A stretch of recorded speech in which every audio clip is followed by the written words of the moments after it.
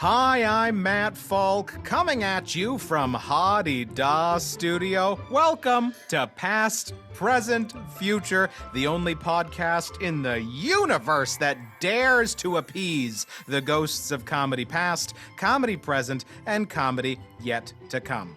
My guest today is a comedian and writer who has accumulated such a massive amount of credits over his still booming career that there is no way we can get through them all in this intro. To scratch the surface, you may have seen him on one of his 8 appearances at Just for Laughs, performing alongside Jason Alexander, Whoopi Goldberg, Sir Patrick Stewart, or the Muppets. Or maybe you saw him on one of his 10 appearances on the Halifax Comedy Festival, or maybe you heard him on one of his 20-plus debates on the hit CBC radio show, The Debaters, or maybe you've seen him live during the Snowed In Comedy Tour, the biggest comedy tour in the country, which packs out theaters in over 60 cities year after year. As a writer, he's written on The Ron James Show, Still Standing, The John Doerr Television Show, and seriously, so much more.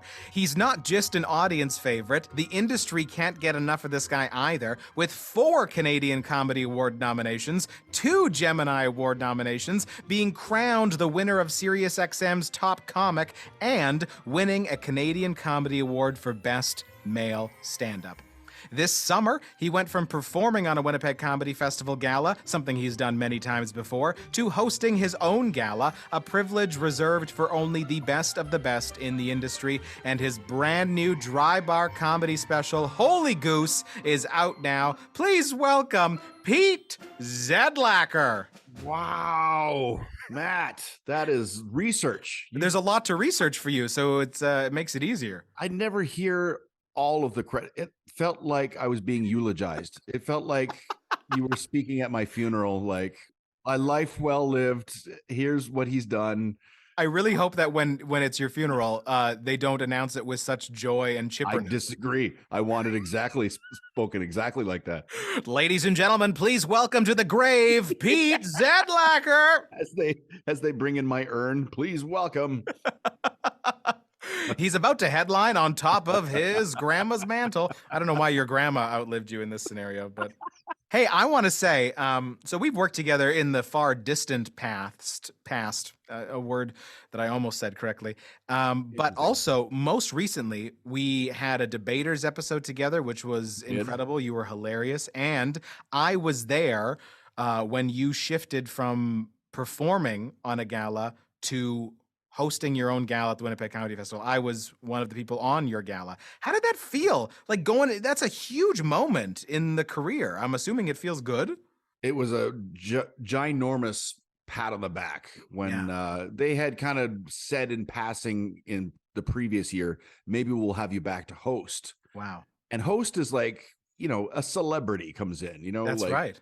Roddy Piper hosted a gala at the Winnipeg Comedy Festival.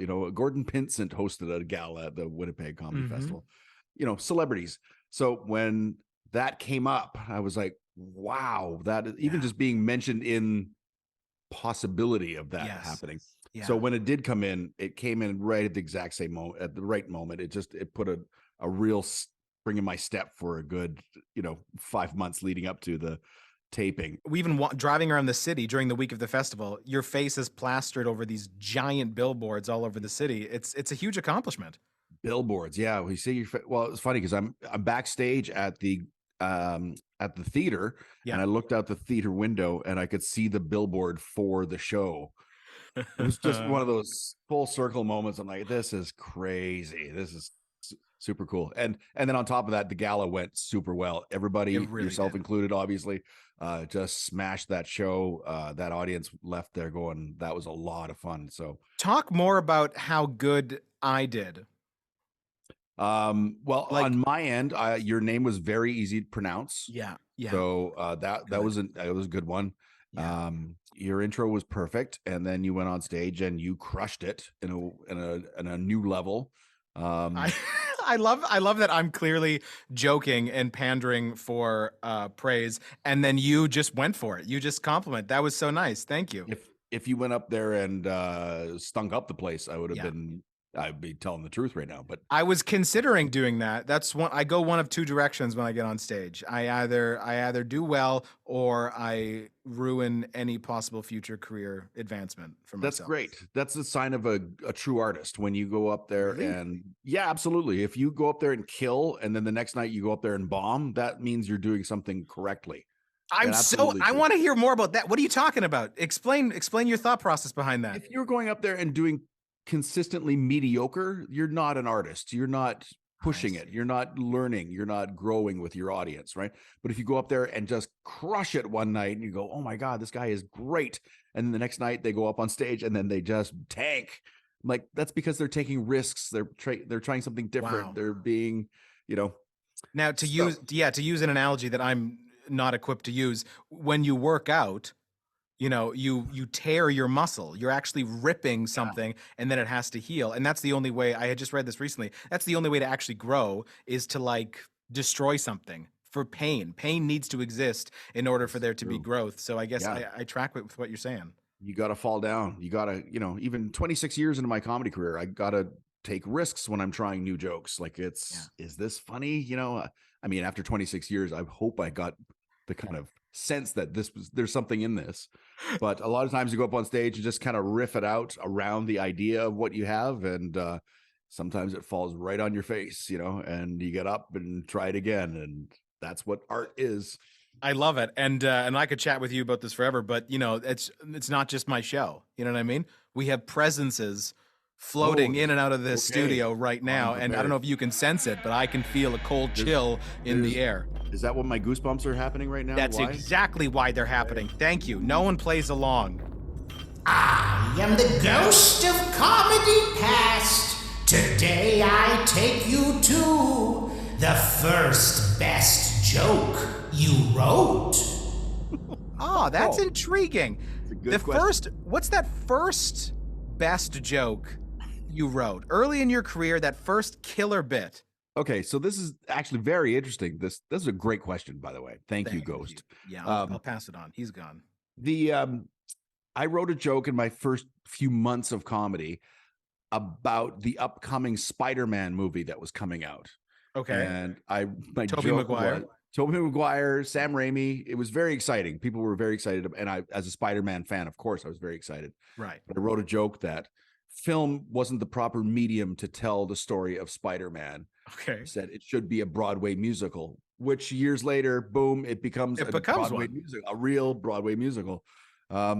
Yeah, and it was a crazy Broadway musical too, wasn't it? Like that was Julie Taymor who did Lion King, and it was like Bono and the Edge did the music or something, and like Spider-Man, the Spider-Man actors kept like falling from the like high state. They had to keep shutting it down. We lost another lead actor, and it was crazy.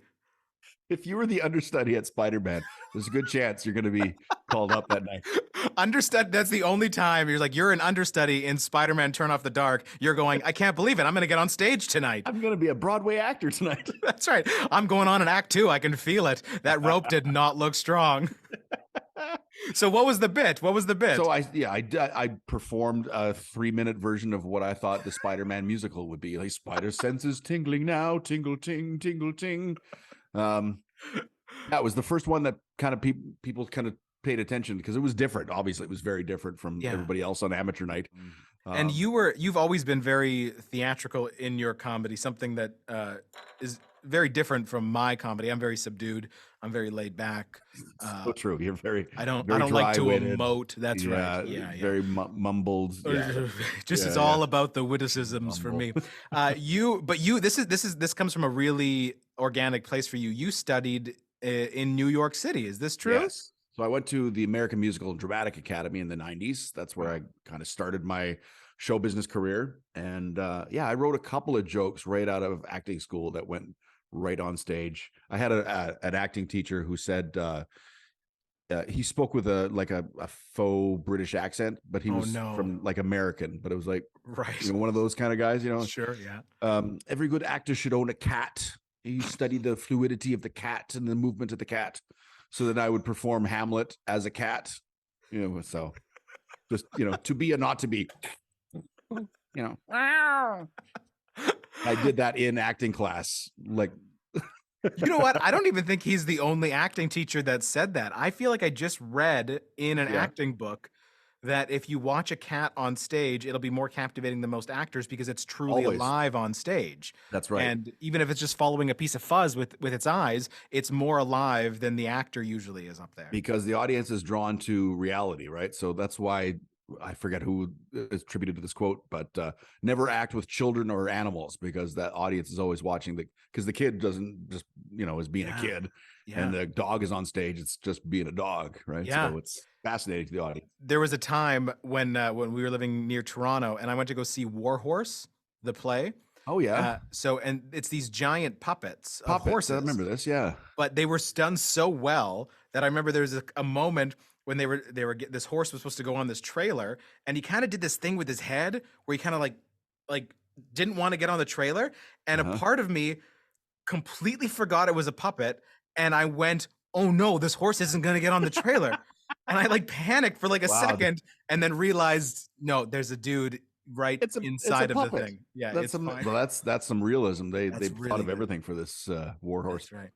Cool. So you were very theatrical when you started. Were you always that way, or did you ever start off different than that, or was it always theatrical? When young comics come up to me and they say, my influences are this guy and this guy, that's fine. Jump up on stage and try comedy, what you think you want to do, kind of thing. So like I loved Norm Macdonald. I worshiped Norm Macdonald. Yeah, of course. I wrote jokes early in my comedy career that were like, hey, here's my punchline. Bob, you got me, and that was just a few sets in until I was like, started talking with my legitimate voice and found my own voice and found my stage legs. And a few shows in, you found your voice. Yeah. Yeah. That's shocking for me because I feel like it took me just years. And most comics I talk to, it seems like it took years. How did you find it so quickly? I remember thinking like an actual thought that my stand-up voice is just an amplified version of my own voice.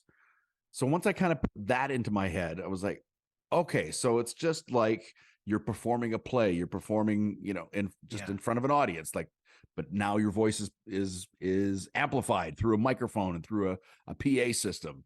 Once I kind of clicked on that, it was an easy transition for me to go from talking off stage to talking on stage. See, but again, I think you're brushing over it because yes, I've heard that my entire career too, that it's your stage voice is like you on 10, right? But the problem for me, and maybe this says more about me than it does about you, but the problem for me was I didn't know who I was regularly. Right. You know what I mean? I didn't know who I was off stage, so I couldn't be myself on stage. Yeah. But you obviously had a clear sense of self.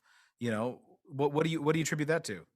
Well, that's funny because when you think back to like Eddie Murphy was doing stand up when he was like 16 or 15 years old, and he had that voice. Like obviously he evolved into the comic that he became, but it's always a phenom to me when I see young comics going up on stage, and it takes years to kind of track what you are on stage, kind of thing. And I found my voice early on for sure, but what those jokes were going to be took massaging and jumping on stage and being obsessed with it. And, I was doing 12, 15 sets a week if I could, just obsessed with comedy, like going on stage at the Laugh Resort and then going across town and doing an open mic and then going across town and doing another open mic, and just obsessed with it just as much as I could. Yeah.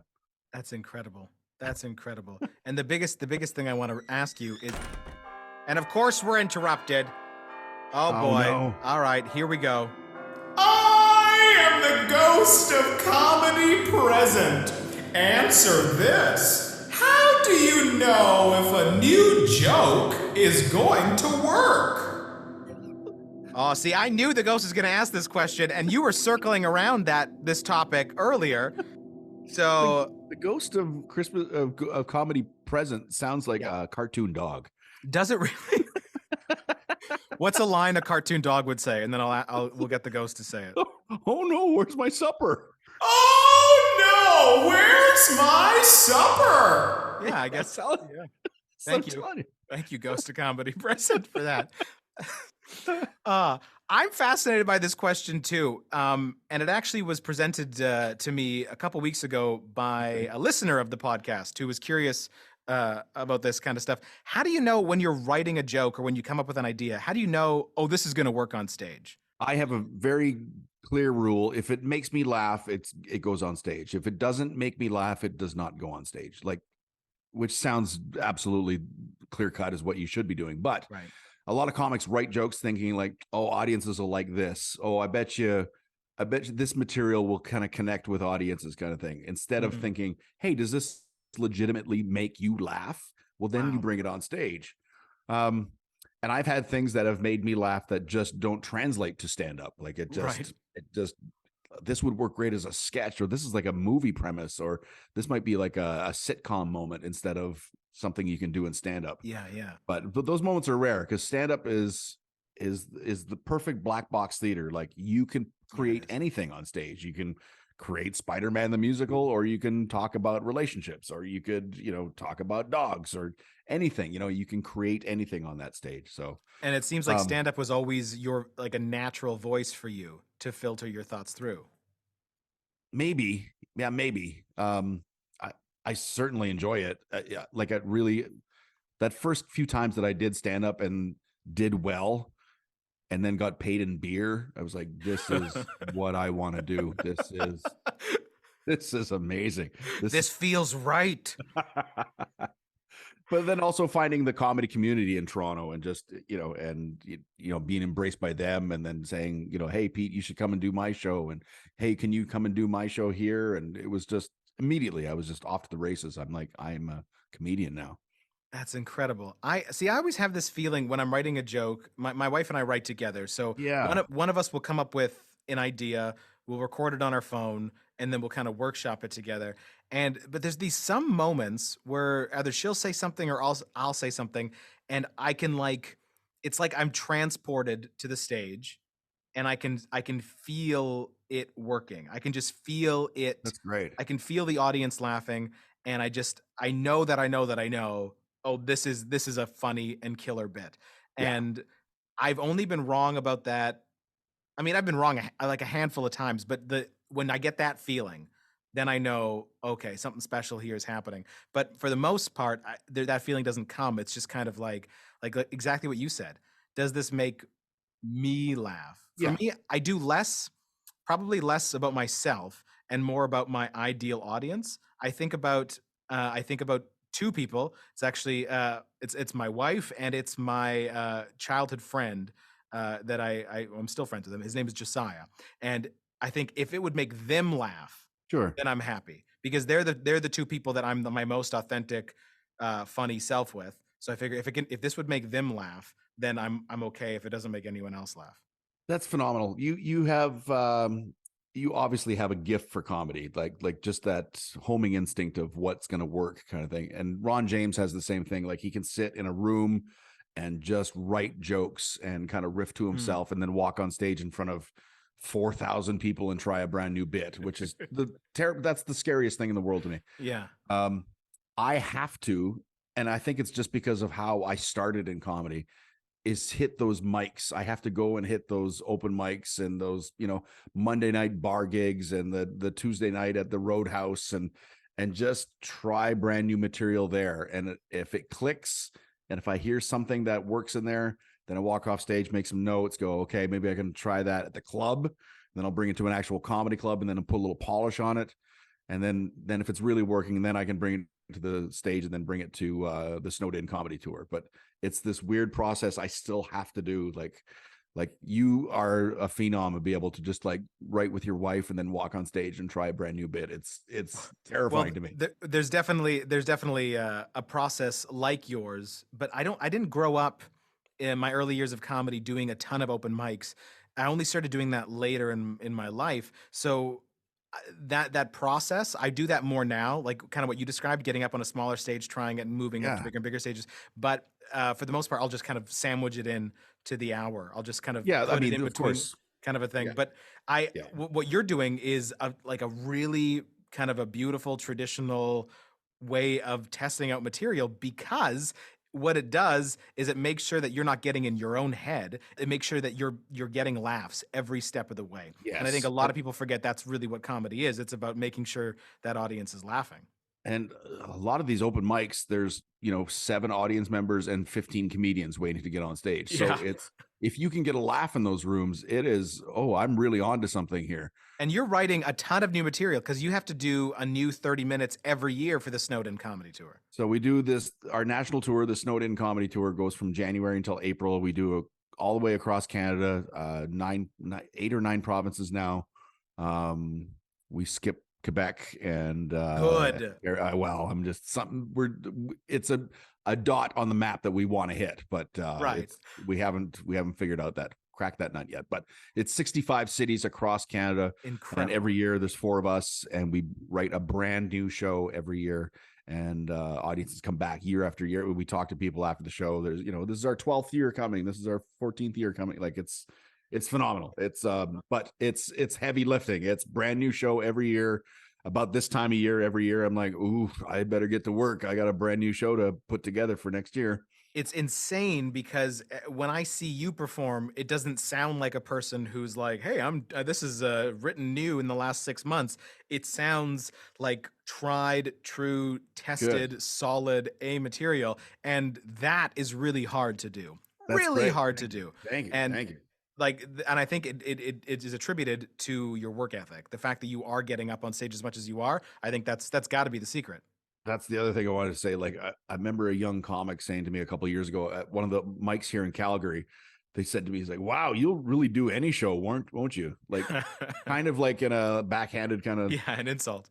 And I said to him, like, yeah, that's how I'm still in comedy 20 years later, is like, I'm still hitting those same mics and walking up on stage and riffing it out and in my head, I'm like, you won't be around next year. And of course they're not around the next year. Yeah. So there you go. Yeah. So it's hard work. There's the guys that come in and I'm going to just stop by and do a set and then leave kind of thing. And they just don't last. There's an obsession that really brings you to the next level of comedy. It's, talent can only take you so far. It's hard work. It is hard work getting up there and being obsessed with it every day. I can almost hear young comedians listening to this podcast and taking feverish notes right now as you're talking. I hope so. You're laying out a blueprint. I remember talking to young comics, and they're saying like, when I started, I did like 15 sets a week or 10 sets a week. They were like, "Whoa, we can't do that. I get like 2 or 3 a month, kind of thing." I'm like, "Well, It's going to take you 30 years to get to a place where you're comfortable on stage. You got to start an open mic or move to a place where there's comedy, or just going up on stage once every 3 weeks and doing your same 5 minutes that you wrote 2 years ago is not going to get you anywhere in comedy. So you gotta work hard. It's hard work. It's all about that stage time. Yeah. You're absolutely right. And oh no. All right, Mr. Zedlacher. Oh, this feels really scary, this one. Yeah, this can get a little bit odd, but we'll let's just go with it. I am the ghost of comedy yet to come. What's one comedy goal you still hope to achieve? Woo! Wow. That was, wow. I want to see that guy's band. Is he in a death metal band? He was in a death metal band. Yeah. Wow. And now he just floats around and asks questions to comedians. Well, he lives here. He pays rent. He lives. Okay. Yeah. Yeah. No, he doesn't. Hadi Da Studios. He lives here at Hadi Da Studio. It's singular, not plural. Oh, it was just one. Perhaps one day, expansion. You never know. Studios, or but franchises. Right now, we're not Universal over here. Give me a break. What's okay? I think this question comes from a place of understanding the fact that you've accomplished so much, but you feel like you just keep kind of booming. You just keep kind of having these moments of like, oh wow, like Pete did something else and he's doing something else. But what's that thing that you still haven't done that you still want to do? What's left on the bucket list? It's happening this summer, as a matter of fact. I've done numerous military tours over the years. Yeah, which was not part of my eulogy off the top, by the way. No, apparently not. Sorry.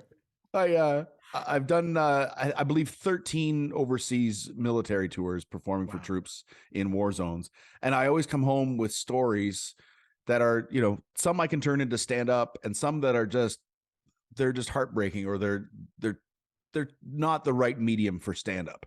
So I've been working on a book.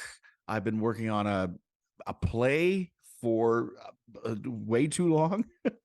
And I submitted to the Edmonton Fringe Festival, and I got in this year. So I'm going to be performing my one-man play called The War Comic this August, and that's been a bucket list thing for me for a very long time, is to be able to talk about my experiences overseas and seeing the troops and seeing the locals and how the war is perceived and how we perceive it and what I actually saw over there. And it's going to be it's definitely a bucket list kind of thing. So I'm very much looking forward to it. That sounds incredible. How do you define success for this show? You're performing it at the Edmonton Fringe this year. How would you, what has to happen for you to look at this and say that was a success? Oh, that's great. I don't know. I kind of have this very low bar goal. If I get good reviews and break even, I'll be so happy. Yeah. If I get great reviews and pack the house, and I will be over the moon. I will be over. It's a small 300-seat theater. We're gonna hustle up some seats, and hopefully people come out in those first couple of shows, and I blow their hair back, and they like it, and word of mouth gets out there, and then we'll do well for the rest of the run. But when is the Edmonton Fringe? August 17th through 27th. All right. So listeners, if you're in Edmonton around that time, go check out Mr. Zedlacher's show. The War Comic is the title of the show. That's phenomenal. Pete Zedlacher's The War Comic. So you know as well as I do that the ghost did not bring you to these three places on accident. So the question I have, you've been transported from past, present, and to future. Okay. What have you learned? Why did they bring you to these three places? The first best joke you wrote, talking about how you know if a joke is going to work, and your future comedy goals. Why did they bring you to these three places? What did you learn? What did you need to figure out here? I think the ghosts were trying to tell me that my theatrical background, along with the hard work and dedication and obsession with stand-up comedy, and my ultimate goal of doing well at the Edmonton Fringe Festival, equals right now getting to work on that play. Wow. I should be getting to work right now. I should be writing more. I should be rehearsing more. I should be riffing more on this play. I think that's exactly what the ghosts were trying to tell me. Get to work, Zedlacher. You got a play to write. I think it's so cool because it really did start out, the first best joke you wrote was a joke about theater. Theatricals, yeah. And then now using that kind of theatrical gifting and talent you've had throughout the entire career, and now coming to do a theater show. But I think it's more than that too, because I think what I've learned about you is that you are a human being who understands. That's it. That's what I learned. That's it. I am a human man. You're a human being who understands who he is, at least for the most part. I mean, nobody's perfect, right? But you understand who you are, and you know your voice, and you know what you want to say. And I think it's that kind of confidence, it's that kind of self-assuredness that, has first of all brought you overseas to perform on these military tours, but also to say these are stories that are worth telling, and I need to use the voice that I have, which is stand-up and comedy and theater, to tell that story. And I think someone who has such a assured voice and an assured sense of self, I think you're the perfect person to tell these kind of stories. Wow. Okay, I'm gonna get you to send me a recording of that inspirational speech, and I will put it as my ringtone and my alarm for when I wake up in the morning, and I will listen to that every day. Well, it's a podcast, Pete. I don't have to send it to you. It'll be online soon. I don't know how to edit. I'm not that guy. Fine, I'll send you a MP4. That's great. Man alive, I've absolutely loved chatting with you. You're a pro, and you are such a kind human being, and you've got such exciting. I'm sorry, I shouldn't say that. I know, you're right. We get a lot more bookings when we're unreasonable to work with. You're a terrible man, but you're very funny. So that's where do people find you if they want to get in touch with you, Pete? Thank you for that huge compliment, Matt. That's and right back at you. I've always enjoyed your stuff. And when we said in passing when we were at the Winnipeg Comedy Festival, would you be interested in doing my podcast? I'm like, absolutely. I get asked a lot to do these, and I'm very selective of who I jump online with. So, well, I'm honored. Truly, I am. Kudos to you, sir.